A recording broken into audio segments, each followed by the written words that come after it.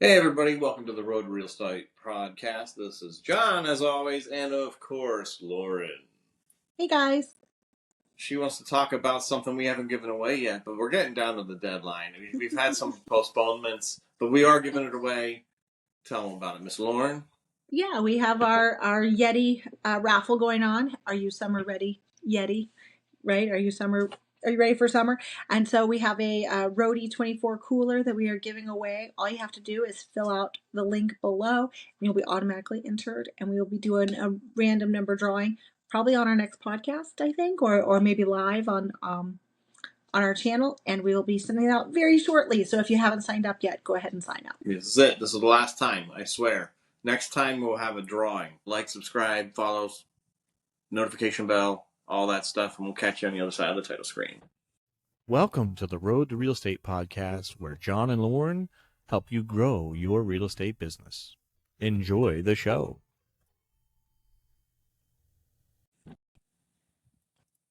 Hey, what is our topic?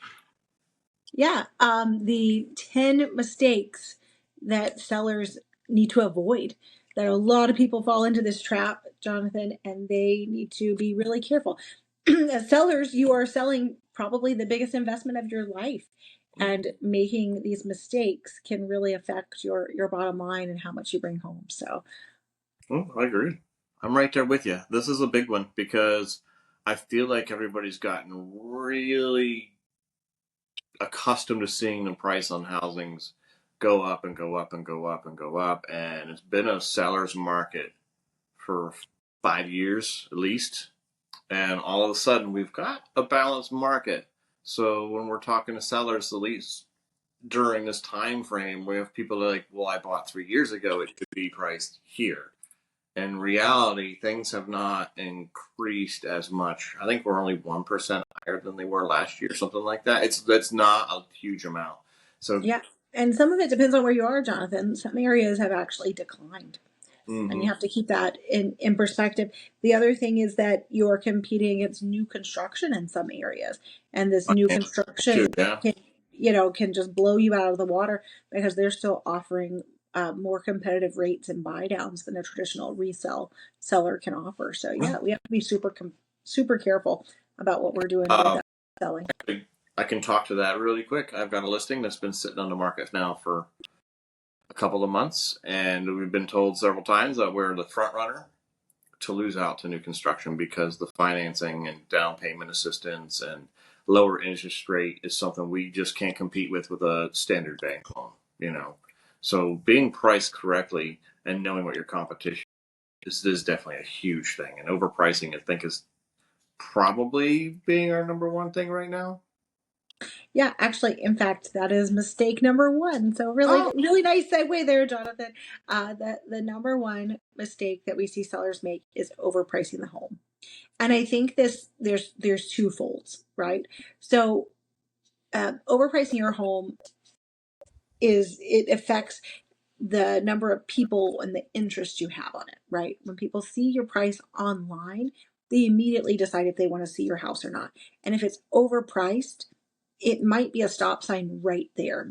They may never make it to your curb to see your curb appeal. They may never make it through the door. If you're overpriced or is significantly overpriced, that effects can happen online before they even, darken your doorstep.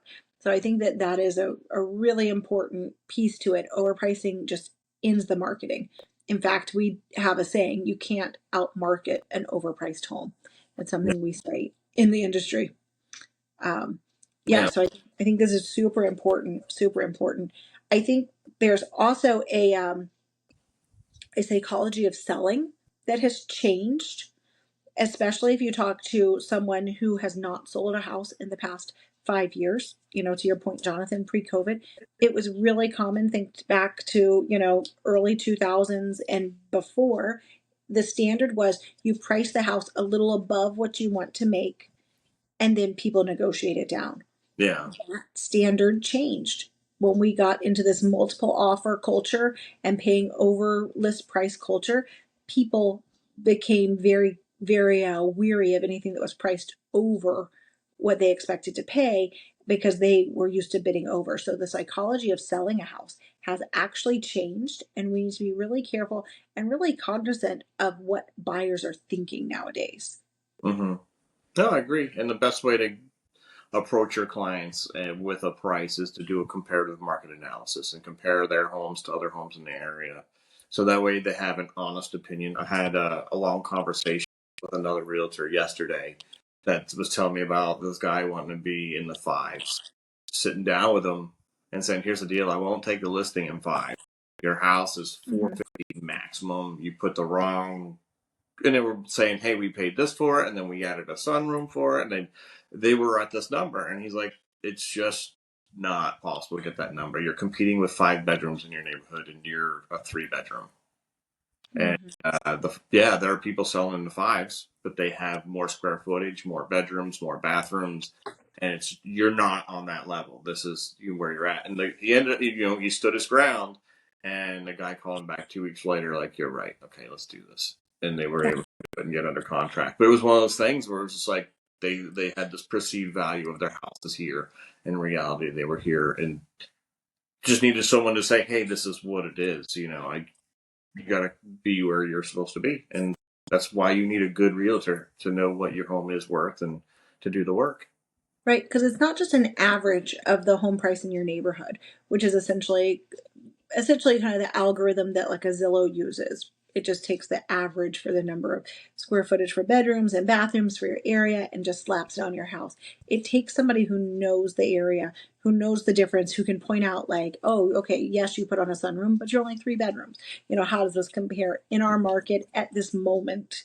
Because time makes a difference too. At this moment, we're dealing with the market. If Yeah. you're selling in 6 months, maybe it'll change, but right now, this is what's going to sell your house. And So I think having those strategies based on what your local realtor or professional gives you is really, really important. yeah. And the way they had come up with that number was they paid X amount of dollars for the house and they spent $70,000 on a sunroom. Those two numbers add together, they're at 500,000.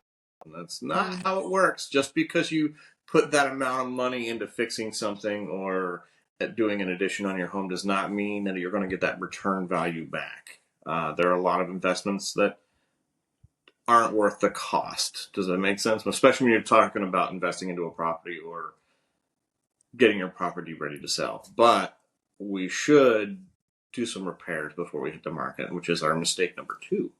Yeah. We call it deferred maintenance or neglecting, repairs. And that's really, really, really important because one of the things that we see is that sometimes buyers, when they come to a house, they don't even know what they're seeing, but they know the feeling. Does that Mm-hmm. make sense? Yeah. So as professionals, Jonathan and I walk up to a house and we say, "Oh, there's wood rot outside. There's paint peeling. They need to paint." We walk inside and go, "Ooh, the baseboards, are looking kind of rough. This needed to be done. That needs to be done. Oh, they changed the roof, but there's still a water spot on the ceiling. They didn't do the painting. Like, oh, the HVAC hasn't been serviced, so there's a question about if it works well. All these little things that we pick up on, but a lot of times the buyers just have a feeling about. It makes a difference. It makes a difference how people perceive your property and how you were as an owner. Do you find that it affects how you look at houses when you're just visiting your friends? On my friends' houses, honestly, I try to switch that side off. I try. I mean, I can't always do it, but I try to switch that side of me off. It's weird to me because I do it now, like because I'm door knocking the neighborhood, and I know that I'm looking at it from a realtor standpoint. But there's some houses I knock on. I'm like, man, this needs done, that needs done, this needs fixed. They're like, why am I doing this? Like, I just want to say hi to this person. Yeah. I'm looking around, like, if you reduce the clutter, it's like I would love to turn it off, but it's like my head starts looking for that stuff because I've now been doing it not nearly as long as a lot of people, but it's like it's something that's there now, and I walk into a home and I start assessing things. Yeah, Oh, and it's very natural, right? I mean, and I would even say it's primal because if you were still a hunter gatherer, you'd have to assess where's the best place to get food, where's the best place for shelter, and so now real estate is your food and your shelter and your So it's only natural to do that. But I do know what you're talking about. But then I go, okay, nope, turn it off. Don't do it, Lauren. Don't do it. But yeah, there's a lot of little things you can see. So the necessary repairs, if you delay them too long, they become much bigger. Mm-hmm. No, Uh, I agree. And some of them just help your house show better. Like if you get it ready, like small stuff, like cleaning your doors, all those fingerprints that you get used to from the kids running in and out of the house, your windows, they're not even necessarily repairs, but it's just the small things that we have grown adapt to. That one drawer that we give a little hip to, or a little shoulder to that one door that's stuck a little. They all are maintenance man type work. You can get a lot of that done. Obviously, there's some stuff that is bigger that are you would have to assess the return on investment if it's worth doing or not.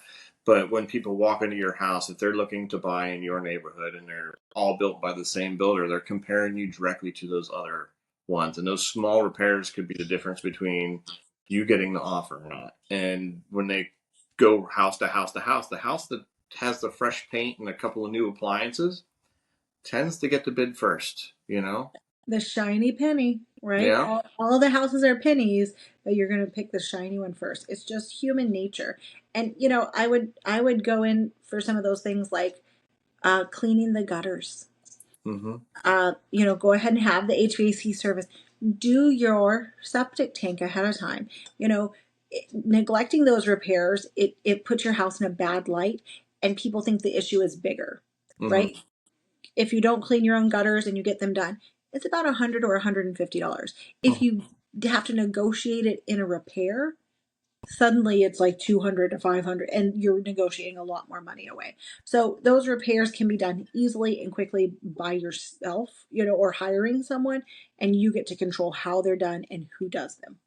So I Yeah. think that I Also, think when that's you put that stuff in the seller's disclosure, when you before you hit the market, go, hey, the septic tank was done, gutters are done, this is done, and you have it written in the seller's disclosure. When they're reading it, it gives the impression to the buyer like this person's on it. They're taking care of this property.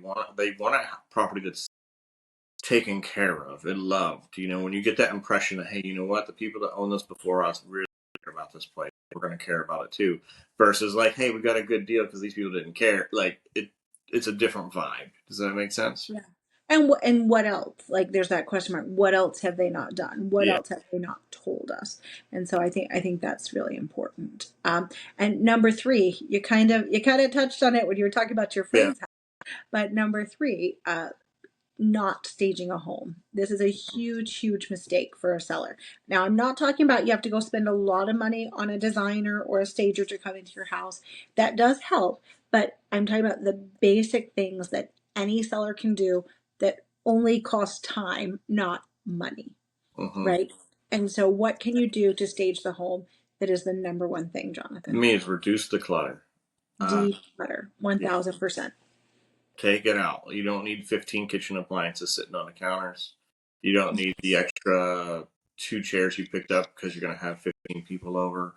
It's all little stuff, like getting rid of a chair here or there, tucking your appliances away, even if you use them all the time, just while people are coming or while they're taking photos of your home. Having that stuff taken away opens the place up. And when the place is more open, it just feels better. You know what I mean? When you have a nice open area versus something that just feels claustrophobic, I guess is the way. Yeah.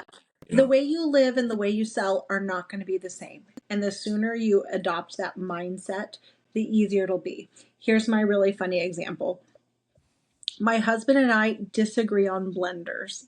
Mm. Like this is the funniest thing in the world. We both have a protein shake almost every day, and we both make it in two separate blenders. He is a hardcore bullet fan, and I am Oh. hardcore Vitamix. And so on our counter at this exact moment, there is a Vitamix and there is a bullet. And we both use our own respective ones. We clean them differently. We do everything differently, but we have ours. If we were going to sell, honestly, neither of them would be on the counter. That's fair. And Because you as a would never let seller, it. You'd never let yours. yeah, yeah. But as a seller, we would make our protein shakes, we would wash out our containers, and then we would move those off the counter for the showings for that day and put them in either the pantry or in the cabinet or wherever they needed to go, because selling is different than living in your home. And that's, once you wrap your mind around that, it's going to help you detach emotionally from the home and physically, and it's going to help you pack and be better prepared to move, as well as get a better price for the house. So decluttering, depersonalizing, enhancing your space with things like light, fresh paint is one of the best things you can do for the house. Just brighten it up a little bit. People notice the smell of fresh paint. It actually gives a different feeling when you walk into the house, even if you're just doing touch-ups, if you don't have to do the whole wall. So I think that all of those are wonderful tips for home staging, making your space just look bigger because you just physically have less stuff there. Yeah. Right. Another one that we've talked about in the past, and it drives me nuts when I do it. When I go to a client's home, or I'm doing a showing, or I'm doing an open house for another agent in my own house, I like the same light no matter what room I'm in. And it's, to me, it's so weird to go into one room, like a bathroom, will have a fluorescent light, so it's got that bluish hue, and then you spin around and you go to the next room, and it's got a really warm view because it's your reading lamp. And before you show your house, pick a tone. I prefer a really neutral one, and just do every light bulb in the house. I know it costs money, but it's not a lot of money. And it's worth doing to have the same vibe no matter what room you're in, because everyone's walked in a room and they turn on a light and it's a different hue than what they were expecting from the last room, and they're like, oh, okay, and we get used to it in our own homes, but it's definitely one of those things that, for me, switch your light bulbs out. Yeah, no, that's a great point. We recently, in my family, we recently changed out some of our older can lights for the new flat LED can lights. And it's funny because two or three of them were like more like angled spotlights, and so the new flat ones didn't fit in the same place, and we're having to find a new solution. And those two or three lights are like nails on a chalkboard when I walk into them. So it does happen, and you can work to work through it. But yeah, change your lights. That's a great one. I find a lot of new LEDs, they allow you a selector built into the back of the light to switch tone. Yeah, we did have to go through and do that with the new can lights, the flat can lights we put in, because we were like, wait, is that the right tone? And then you kind of don't know at first, but then when you turn on the light and like all except for one are on the same tone, you go, oh, okay, yeah, that one. Yeah. So it takes a minute, but definitely worth it. Definitely have another one. It was our house in Boynton, and there was if you turned it on and off really quick, it would switch from warm to cool. So if you were in the kitchen and you were like, oh, you turned it off, oh, I needed something, you turn it back on, it would come on as a different color. Not color, but different hue. And it drove me nuts because it was constantly switching back between like sunlight and like daylight or whatever. And it was like a different, like warmer hue and a blue hue. And it always surprised you when you turned it on because you never knew what hue it was going to be. So careful with those. So I guess all these are the same to me. Like, as I'm looking over at Mistake 4, it's like curb appeal. Well, to me, that's part of the staging. Well, it is, but it's exterior staging, right? So Yeah. so mistake number 4 that we see a lot is a lack of curb appeal. And that can mean a lot of different things depending on where you are. I think we've told you guys we're in Georgia, we're in Atlanta. Send us whatever referrals you have if you know of anybody moving to Atlanta. But our grass is 1000% a status symbol. And how your grass is kept makes a difference. Now, we are very accepting. It can be Zorja, Bermuda, fescue. You can do a lot of different types of grass, but it needs to be a similar height. It needs to be edged. It needs to be mowed. Your bushes need to be trimmed. There's things you can do to the outside of the house to make your curb appeal better. Because we see increasingly people will see you online, and before they schedule a showing, they drive by if they physically are able to. Oh, yeah. I have a lot of. I'm one of those people before I was an agent that I didn't want to waste my agent's time. So I would find the house, drive by the house, take a look from the outside, do what I could before I even wasted the time. So if I drove by and didn't like the looks of it, then I wasn't going to have an agent go there and go inside of it. You know what I mean? Mm-hmm. So I'm one of those people. Curb appeal is important because if you don't catch me there, you're not going to get me inside. Yeah, and I would go as far as to say, like, things like making sure that your windows have been washed. I would put that on curb appeal too. It is some part of interior staging, but the exterior, pressure wash your house, clean it up. Smaller trimmed bushes look better. So trim your bushes, make the landscaping small, freshen up. Once again, we use pine straw down here. I know not everybody does, but freshen up your pine straw or your mulch or your pine bark, whatever your ground cover is. If you're out west, your rocks, make sure there's not weeds showing through them. Freshen up your rocks. Whatever you need to do to make it look nice when you drive up. That's a very, very, very important, because that is essentially their first physical experience with your house. They may have seen you online, but when they drive up and they go, oh, it changes their experience. Yeah. I never heard So, of pine straw till I moved to Georgia. Never seen it used anywhere. Nothing. It was the first house was like pine straw. People do that? Like what? yes, people do that. Well, and part of it is our pine trees, and so it's not uncommon where if you move to a different area, there is a different acceptable source. And so Mm, it's really funny. I was talking to someone, and I think they moved from Indiana, and they were saying, "Oh my gosh, pine straw will make your soil so acidic." And I said, "Have you seen the Georgia red clay? Our soil is already acidic. Like the pine straw was here before we were. So yeah, we we're." have waterproof ground. That's what makes our hydrangeas so beautiful. Yeah. Um, so yeah, so let's move on to number 5. Yeah. Ignoring marketing strategies. So, what does that mean? So the importance of good pictures, but this one confuses me a little bit. I'll be honest, because I agree that you want a really good photographer and you want really good photos of the home, but I don't understand how that's a seller's mistake. I feel like that's more on the realtor to assure that, because I pay that myself. Well, here's the thing. That is a situation where a great realtor can make a difference. But hold on, you're jumping ahead to number 8. So, so don't, because that's the way Oh we have no, but I'm just a talking really about. great realtor. But some people do try to do this on their own, and so pictures are really important. So I think for the seller side, so marketing, one of the best marketing tools we have right now is photographs. However, the marketing, how you market the photo. So have you decluttered? Going back to, like, have you decluttered? Are you ready? What does it look like in the photograph? That will be up to the seller. How Mhm. great those photos are how well they prepare the space. We have gone into situations where the seller is not fully ready, and we're having to move boxes out of the way in order to make the photographs work, and it just doesn't look as nice, and we're not able, even as the realtors, to get the photos that we want to get because the house is not physically ready. And so I think that's where a seller can make a difference.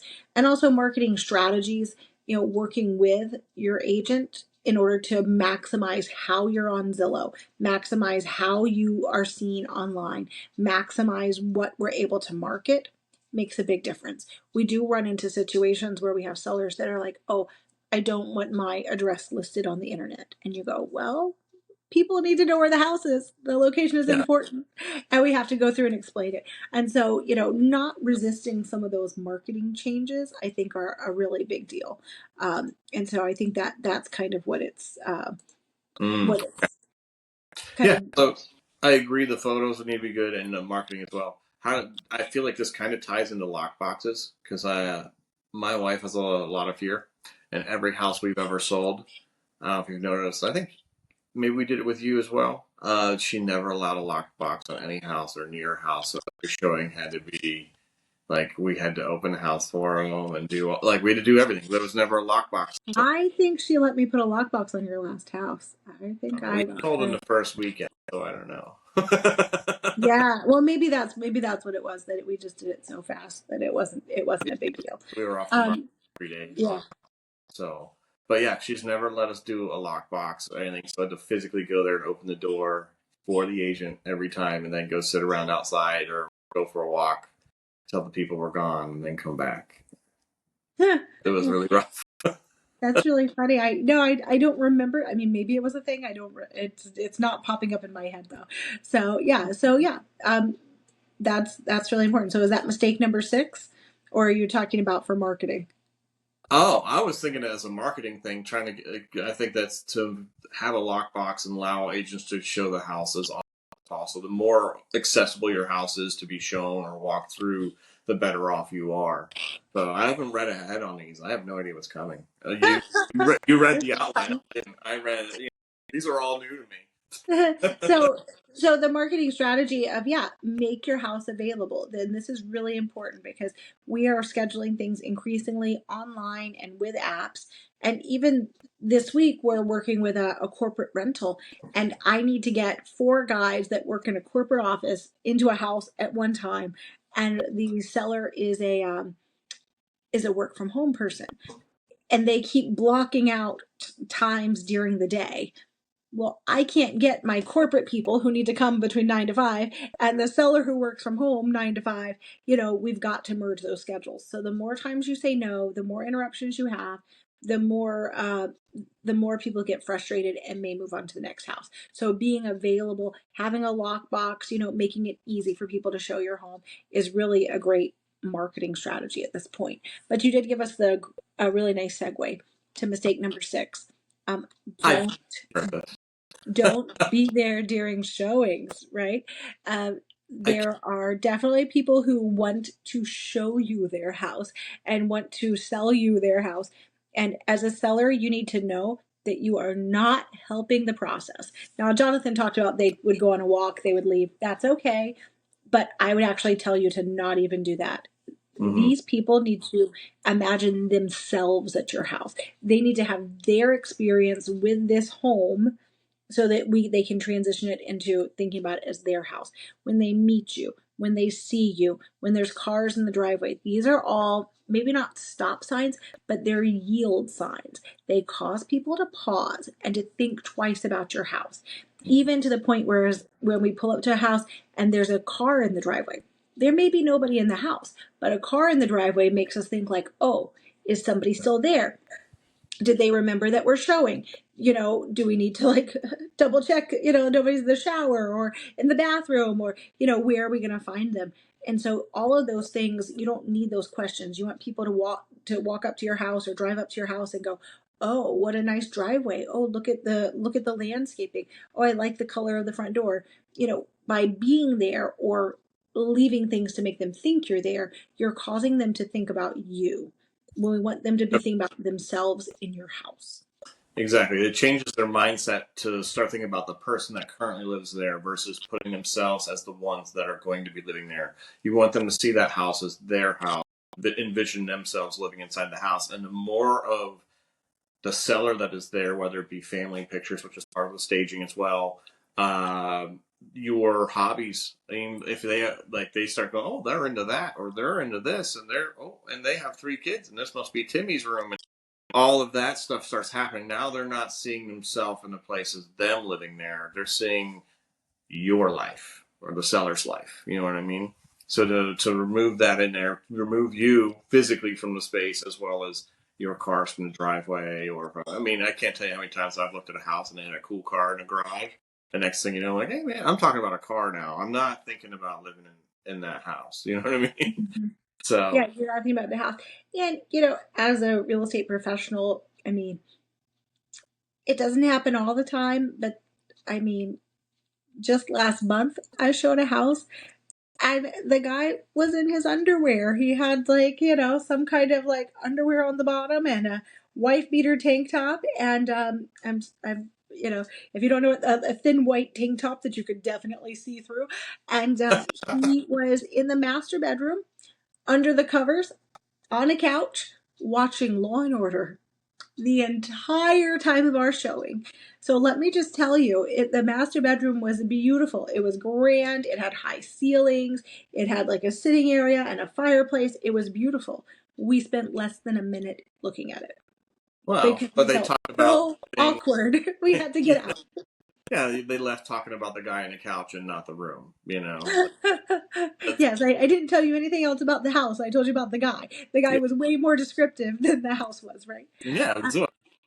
And so when as a real estate professional, when I see a car in the driveway, when I see a person at the door, like my mind goes to that experience. Although that really was not the oddest experience I had. The oddest one was a house full of people. Every single room had people in it. They refused to leave. And we ran into kids and adults and all kinds of people. And then the owner was in his bed, under the covers, in his bed, and we had to walk around him as we looked at the house. It was so awkward. That was another time. And so people don't always fully understand that you need to be 100% out of there. Do not leave your kids, and do not, just make sure everyone is gone. Mm. The other thing that we've run into is that one time there were two cars in the driveway, and I called the agent like, hey, the house is vacant, right? And, oh yeah, they're out of town for the weekend. I said, okay, I just saw cars in the driveway, so I wanted to make sure. Like, oh, they only took one car to the airport. I'm sure that's all it is. Well, we go in, somebody else knew they were gone for the weekend. Oh, They're college age children who decided to come back and have a sleepover with oh, a friend of the opposite sex. And so mm. walking in on some not so clothed 20 somethings was not fun either. So when I see a car that looks like, humans are at a house, it is a stop sign, or at least a trepidation for me, like, uh-oh, what are we going to run into? And so we ring the doorbell extra, we knock extra hard, we stomp around, we're loud. But, being gone, making sure everybody in the family is gone, or if you have tenants, making sure they understand the importance of getting out, or incentivizing them. If we sell the first weekend, give them a bonus for moving out. So don't be at the house, and don't leave things to make them think about you at the house as well. So Yeah, I'm 100% on board. Now things going to get a little legal here. Our mistake number 7 is people. I guess I'll just do the actual topic: not disclosing issues. yeah, this is a big deal. This is a Huge. legal issue. It is legal. It is ethical. I mean, it is 100% your job to disclose whatever you know. And so this is actual knowledge. Sometimes we have feelings. My husband experiences this where I'm like, "Oh, honey, I think blah blah blah blah blah is happening," and we'll get something. We'll get somebody to come out, and everything's fine. It's okay. That's a feeling. Mm-hmm. But information that you know, Yeah. this is what. Excuse me. This is what is your legal obligation to disclose. Yeah. Um, Even if it's something not good, the more honest you are, the more upfront, the better the buyers will respond with it. Yep. So in Georgia, it's not mandatory to do a seller's disclosure agreement, but we do have another form, and the name escapes me now. It has The to latent defects. latent defects. So trying to ignore something, knowing that you have a septic system problem or a leaky basement issue or something that's causing something negative to happen to the property, but not writing about it doesn't mean your home's going to sell quicker. As a matter of fact, it might, but at the same time, there are legal repercussions for omitting known deficiencies with the property. Mm-hmm. Like something like a polybutylene. It is well known that polybutylene has a high chance of leaking. That it's a product that they used in the late 80s, early 90s, that has a high chance of leaking. And so when we know that a house has that, and as a seller you should know, right, Yeah. that you have that, it needs to be disclosed. Yeah. Period. Even if it hasn't leaked since you've owned it, that's fine. You're not telling them that you're replacing it. You're just letting them know the information so they can make a better decision. It's also important to have all that stuff disclosed, because the last thing you want as you get into it or under contract is they have the inspection, comes up to the inspection, and you omitted it. They now have grounds to change the price. Go, hey, we just found polybutylene. It's going to cost us X number of dollars to fix it. Now, you may have accounted for it in your price initially when you listed the property, but disclose it. But now they're going, hey, this is in there as well. We are going to go another 10,000 less because of this problem or that problem or anything else. Gives them grounds to stand on. Whereas if everything is listed in the disclosure, it's priced at this point. These are the known defects before you went on the market. It's not going to be any surprises. They put in the offer knowing there's polybutylene in there before the inspection confirms it. Does that make sense? So if you have the more stuff you have in there, this is our price point with these things. This is why we feel it's priced this way. it removes some of that bargaining chip that they have after an inspection. Does that make sense? Right, 100%. And when we look at listings, you have to realize that the people are probably going to find it during their inspection period, and they're just going to cancel the contract. Yeah. So you're not avoiding a problem by not disclosing. You're only delaying it.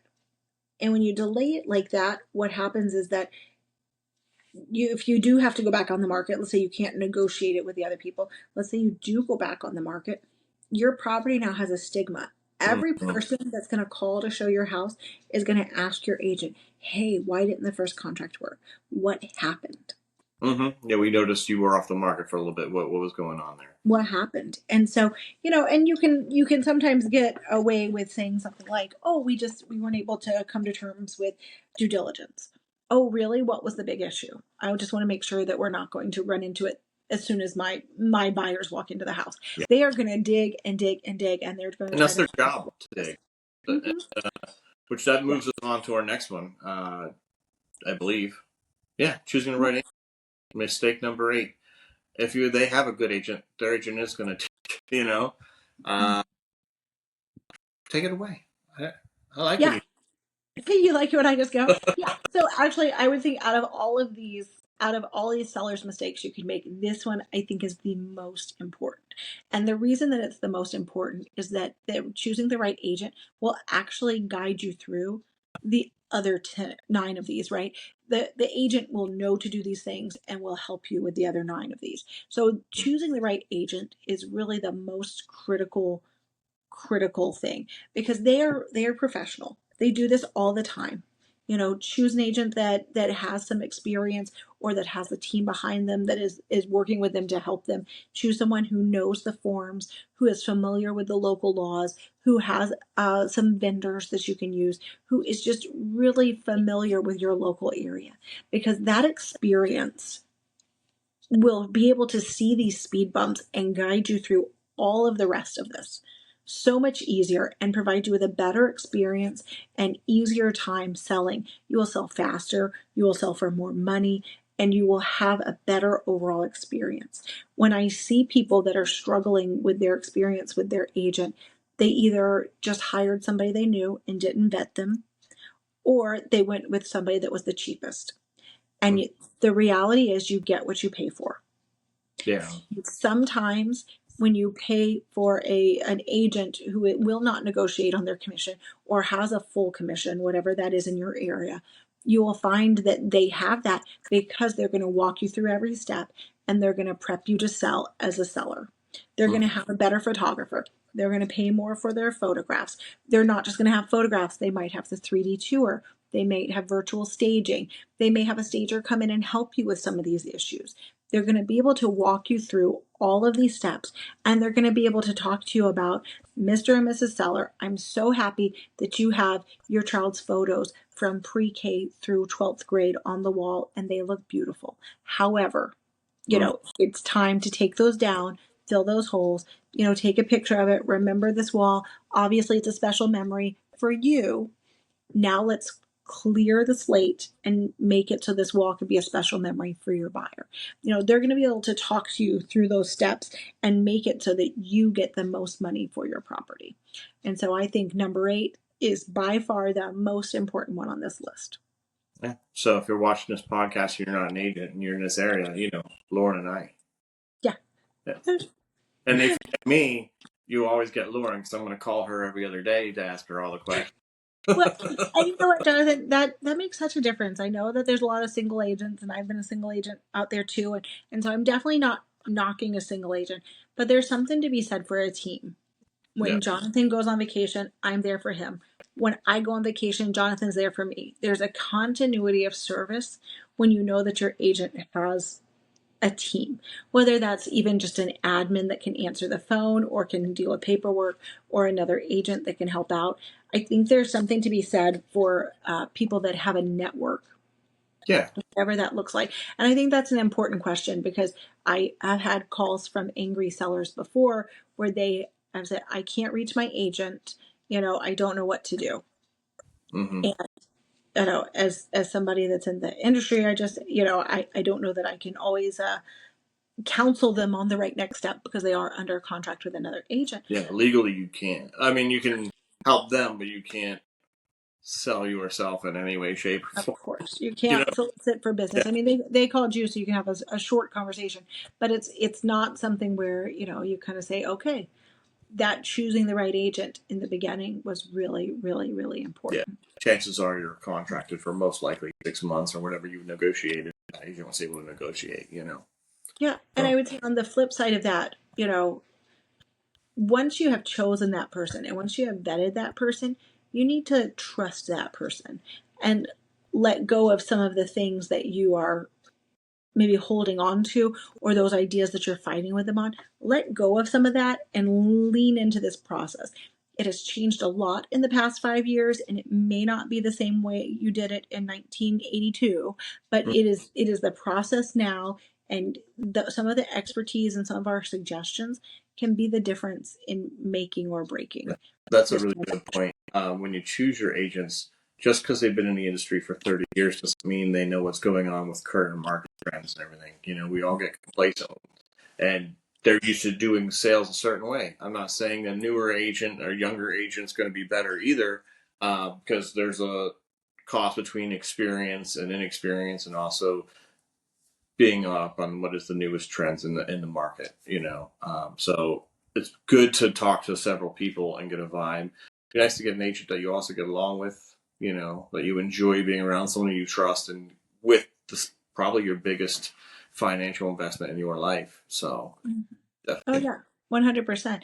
Yeah, somebody that you respect and that you can work with, and that knows your area. I think those are all really important things. And I think knowing about the schools and the neighborhood and that kind of thing is part of the agent's job before they come to your house. And so if they don't know that, they may not know the stuff about your house yet because that should be new information. They probably haven't been inside your house, but the area knowledge is really important. mhm. So. That kind of leads us to mistake number 9, which Yeah, I they're very think, close because being yeah, open is a big deal. Go ahead and announce it. yeah, it's being, so the mistake is not being flexible with negotiations. Yeah. In order for a negotiation to happen, it typically in this day and age needs to be a win-win. Hmm. We are not at the point where we're in an extreme seller's market and we're not in an extreme buyer's market. We are really pretty balanced in most of our areas of the country right now. And in order for a sale to happen, you have to give and take a little. Hmm. It can't be just one-sided. You can't say this is what I'm doing. I'm not yielding. You have to give and take a little. Yeah. If everybody feels like they won a little and compromised a little, everyone wins, and it changes the feeling of the transaction, and it gets you to the closing table Yeah. faster. And I think this really ties in with number 8, because if you have a really good agent, you should be able to lean on them a little bit with some of these questions, because they Mhm. should know the market better than you. And if there's a thing that you're hung up on or whatnot, taking their advice is will go a long way. you know, Yeah. getting yeah, it, Like, for example, in our area, we are seeing that about 60% of sellers are paying some kind of closing cost. And I think that that's a really important number because that number did not exist a few years ago. It was more like 10% or 20%. It was a very low number, but we're at 60%. However, the amount of closing costs they're paying is only on average about $5,000. So what that's telling me is that maybe the contracts are not having as much closing cost. However, they're being negotiated in instead of repairs. And so that's how we're seeing kind of those smaller numbers for seller concessions. And I think that's important because if you tell your clients, hey, 60% of people in our area did negotiate on these sellers concessions, then they think, oh, okay, that is something that's happening now. But without a real estate agent to tell you that, how do you know? yeah, exactly. They I don't have. mean, even if you put it in Google or Chat GPT, they don't know your zip code. They don't know your school district. They don't know your area. This is where you have information combined with experience in order to Mhm. find those numbers. And also being flexible also helps, especially negotiating price. That everyone has that number here, and if someone comes in right here and you've been on the market a little bit, it's okay. Like in the end, your house is only worth what somebody's willing to pay for it, and a couple $1,000s here and there shouldn't be enough. You should be flexible enough to understand through negotiation. I'm not telling you to rip yourself off, but there are situations where your house isn't the price that you hold it to, and if you're immovable in that, it can cause some issues during negotiation where everyone's trying to nickel dime. I've lost out on houses because of trying to have one transaction affect another transaction. This is me as a person, not as an agent, where we had some stuff and unpermitted stuff built in our house that didn't come up when we bought the house, that came up when we sold. And I talked about it in a podcast in the past. And we took some of that grudge and then we tried to negotiate down the house that we were buying after the inspection. And the seller was just like, no. And I'm not saying that seller was in the wrong. We were in the wrong, but we were trying to pass the buck on. Like, okay, we're losing 1,000, we're going to negotiate 10,000. Like, you know what I mean? Like, we were trying to, and our agent at the time didn't interfere with that. They should have stood up and been like, hey, what are we doing here? Yeah. The sins of this house don't Yeah, dictate these by are the two sins separate of that house. transactions. These Yeah, are these are not the not same all thing. together. And we were like, I'm sure we were negotiable if someone would have stepped in and said, hey, this shouldn't affect that. And my wife still talks about that. That's the role of the agent, right? Come Yeah, in, non-emotional, take a breath, and reframe the situation so that you, as the person who is emotionally involved, because why how could you not be, right? yeah, Is able to see it with a little more clarity. I mean, what a great example of a role of a strong agent. yeah. And they didn't, and we lost that house. And my wife still talks about that house. So it was like, I can't believe, and we look back on it and we laugh and we go, how stupid were we? You know, all we had to do was be a little bit more flexible. It was not a huge deal. Nothing was crazy, but at the time it was everything. You know what I mean? In that moment, we needed someone to talk us off that ledge, and no one did. You know? Well, and here's the thing. I will tell you, I see houses all day long with people that go, ooh, this house, I don't know, smells like cat pee. This house has mold. Just by the way, every house has mold, for the record. There's, especially in Georgia, maybe not in Arizona or somewhere dry in here, but here in Georgia, the mildew in your shower, that's mold, y'all. There's mold somewhere in your house. I can guarantee it. But, people walk into houses and, oh, how could anyone buy that house? But you know what? Somebody buys it and Yes. somebody changes it and somebody fixes it, or they live with it. Like, there is a buyer and a seller for every house. And so it's just a matter of if the price is right. And so um, being flexible is important. Sometimes you hear these sayings like the first offer is the best offer, first money, best money. You hear these sayings. Some of those are true, some of those are not true. But the reality is the people that put the offers in first on your house, they have the most motivation. And so it may not be that they're going to net you the most money, but the reality is a quicker sale is less stressful. Mm-hmm. You're not showing the house a million times. You don't have strangers traipsing in and out that aren't going to buy it. You're not doing weekends after weekends of open houses. You're not cleaning the house for show ready, every day. And so there is something to be said about being flexible with those early offers or that early offer, because it really, the amount of stress and the amount of worry that it saves you, or just physical cleaning that it saves you, there is a dollar amount that you'd have to figure out for yourself, but there is something, and being a little bit flexible, if it's not perfect, but being able to weigh the stress of that is a really important thing to think about. So I think you experienced that, right? Yeah. With one of your listings recently, Yeah, that there's a there was an coulda, offer that shoulda, woulda situation. Like we had an offer come through. It was a little off, but it wasn't off by a drastic amount. And we were, I think the if that offer came through today, with what we've come through, we would have said yes right away. Mhm. And maybe I should have pushed harder for the offer, but I didn't want to force them in and have them do that regret, because we had just done a price reduction and this came in right after the reduction, even lower. So it was kind of a shock to him, because in their mind, we were here. We just moved to here and this came in here. And we were close, and it was real close. And like I said, now we're 2 months out from that offer going, Yeah. you know? And no situation's perfect, so Yeah. no fault. And actually, this is really funny because we've been talking about how the agent makes situations less emotional, and that you're the logical one. And I think in your particular situation, just because I know the back end of the deal, your client is so logical that he made it 100% about numbers and carrying cost, and like did all Yeah. of He had full that. chart stuff and he Yeah. explained so well that, yeah. And he'll get That, what he's asking. I know he will. We've gone through, we've yeah. priced it several times. We're priced correctly. It shows well, and it will sell.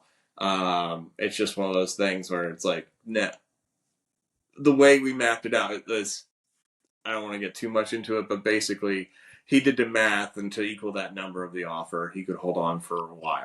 Let's just say it that way, Yeah, you know? his carrying cost. He balanced what he would lose if he accepted that offer with the carrying cost, and so that's kind of the opposite of what we've been talking about. For those kind of clients, sometimes we do have to add the emotion, right? Like, what's the amount of stress? How many times are you going to think about this property? What are you going to do when Yeah, if something were to happen? What if something broke at that house while you're not living in it? What does that look like? And so sometimes as agents, we have to manufacture emotion for people when they are on that extremely logical side. So, yeah, yeah. So number 9, just be flexible with your negotiations. You are not going to get 100% of what you're looking for, and neither are they. So figure out what you can compromise and what you can live with. yeah. Everyone wants to end the deal happy, so some negotiations on both sides is always a thing. Yeah. Part of doing business. Yes. So now we're on to number 10, mistake number 10. And actually, I think this one is so important. For so many reasons. But number 10 is skipping the closing preparation. Mm-hmm. And this this seems like a no-brainer, but it happens so much more, and when it happens, it colors the whole transaction. And so at that end of the transaction, you're finally getting the house done, you're packing up, you're moving out. There's a lot of stress involved with that. The closing, there's all kinds of stress. And so this is an emotionally charged moment for both Mm-hmm. buyers and sellers. And so making sure that you have the correct closing process. And what am I talking about? That's such a vague term. So what am I talking about here? Getting all of your stuff out of the house, Yeah. So, having wire transfers done ahead of time and all the money handled and taken care of, making sure the house is clean. The state of Georgia, our contracts talk about the house being broom cleaned. So that may not be professionally spick and span shiny, but broom clean has a certain standard that I would say most people might fall short of. And having everything scheduled ahead of time, having a place for your kid, your dog, your grandma, I don't know what kind of life you're living, but whatever your extras are, having a space and a place for them so they're out of the way for the closing situation. Having these things prepared ahead of time.